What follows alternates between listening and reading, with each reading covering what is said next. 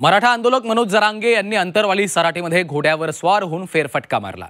यावेळी डोळ्यांवर गॉगल लावून त्यांनी घोडेस्वारीचा आनंद लुटलाय। त्यांचा हा व्हिडिओ सोशल मीडियावर सध्या चांगलाच व्हायरल होतोय।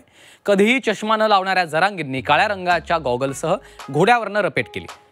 विशेष म्हणजे काल बीडमधल्या ओबीसी महाएल्गार सभेत बोलताना धनंजय मुंडेंनी चष्म्यावरनं जरांगेंना टोला लगावलेला होता। त्यानंतर आज लगेचच जरांगेंची ही घोडेस्वारी चर्चेत आलेली आहे। काल धनंजय मुंडे यांनी नेमकं काय म्हटलेलं होतं, त्याला जरांगेंनी काय उत्तर दिलं होतं पाहूयात। माझा तर म्हणला माझा डोळा काढला, माझा डोळा शाबूत आहे, पण ऑपरेशन झाल्यामुळे जास्त फडफडत आहे। हे आणखीन जास्त फडफडू नये बाबा, म्हणून चष्मा घातला। आता माझ्या चष्म्याची सुद्धा अडचण आहे।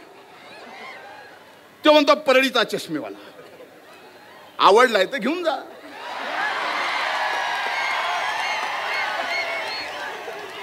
पण ओपून दिसल का नाही मला माहित नाही।